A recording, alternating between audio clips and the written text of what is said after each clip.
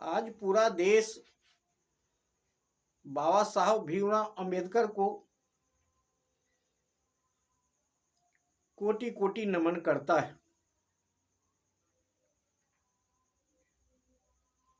बाबा साहब भीमराव अंबेडकर को 14 अप्रैल को जन्म हुआ था और यह जयंती मना करके पूरा देश बाबा साहब को याद करता है। बाबा साहब को पूरा देश क्यों याद करता है? क्योंकि बाबा साहब ने भारतवर्ष को एक ऐसा संविधान दिया है जो 90 करोड़ जनता के लिए, मतदाता के लिए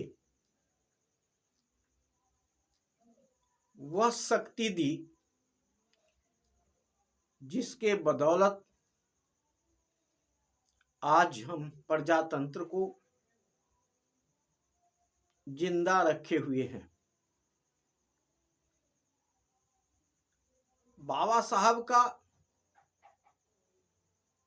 यह देन है जिससे कि आज हम स्वतंत्र रूप से बोल सकते हैं, बोलने की आज़ादी है, कहीं जाने की आज़ादी है और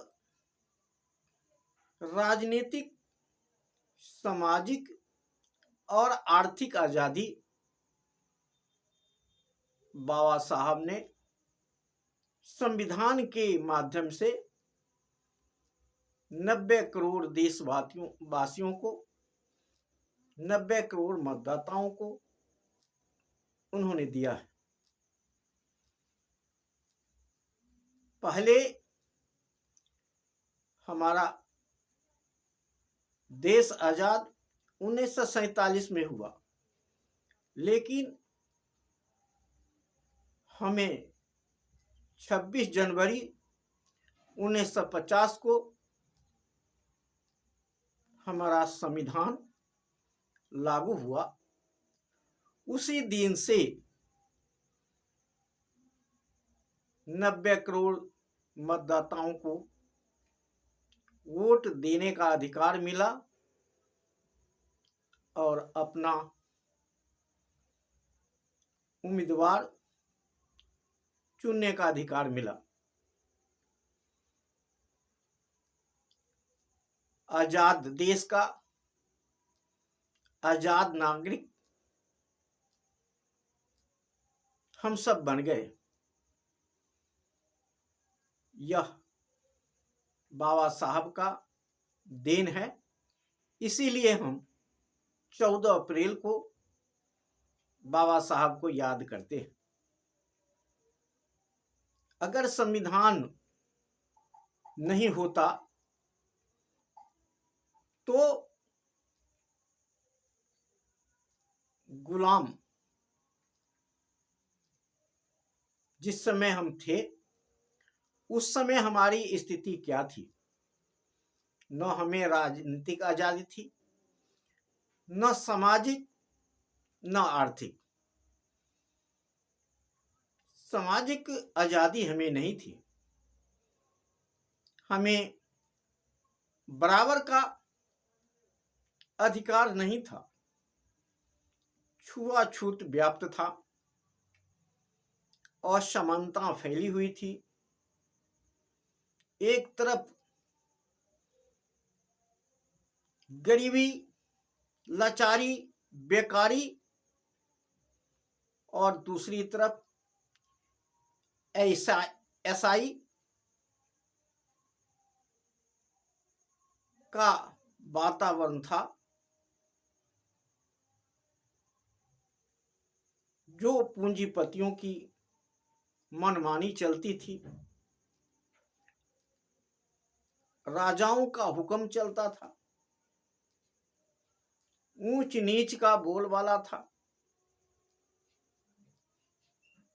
यह सब संविधान के माध्यम से बाबा साहब ने खत्म किया और एक संविधान देकर के हमें,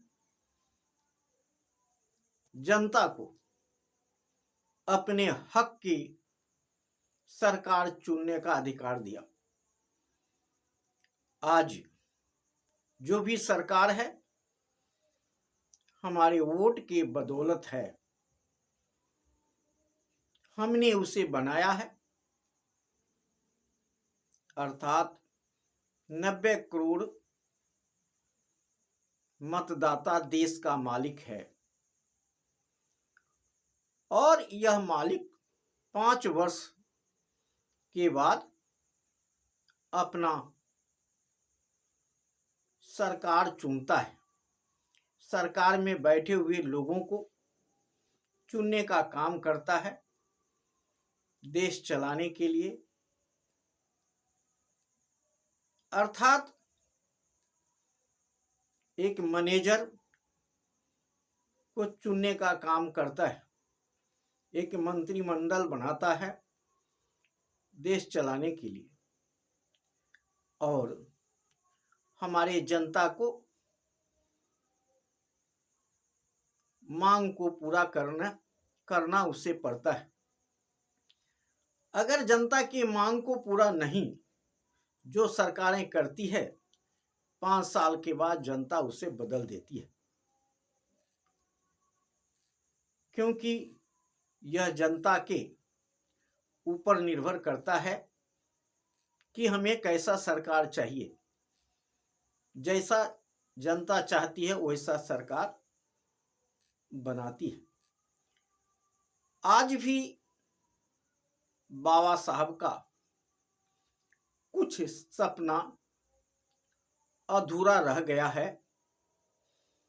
जिसको पूरा करने की जरूरत है। आज भी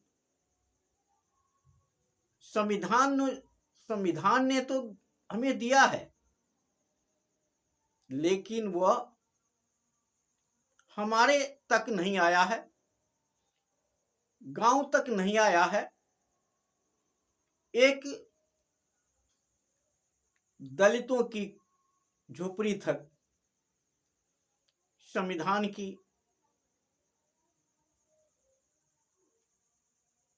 जो अधिकार है वह झोपड़ी में नहीं मिला है। बाबा साहब ने एक सपना देखा था कि हम जनता को आर्थिक आजादी देंगे और उन्होंने आर्थिक आजादी नहीं दे पाए और उनका मृत्यु हो गई। उसके बाद आर्थिक आजादी की गाड़ी वहीं रुकी रह गई और आज काशीराम, मायावती के बाद स्वामी प्रसाद मौर्य ने बाबा साहब का मिशन को पूरा करने के लिए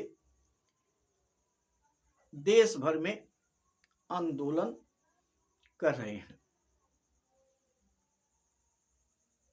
आज जो राजनीतिक, सामाजिक, आर्थिक आजादी मिलना चाहिए जनता को, वह पूर्ण रूप से मिला नहीं है।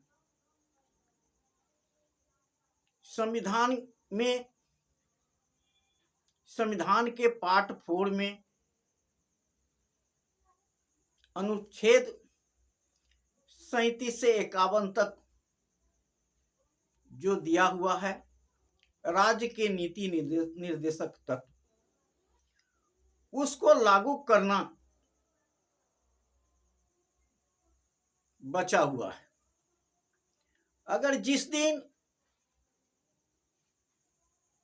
यह लागू हो जाएगा, वास्तव में बाबा साहब का सपना पूरा होगा, जनता को आर्थिक आजादी मिलेगी। इसके बिना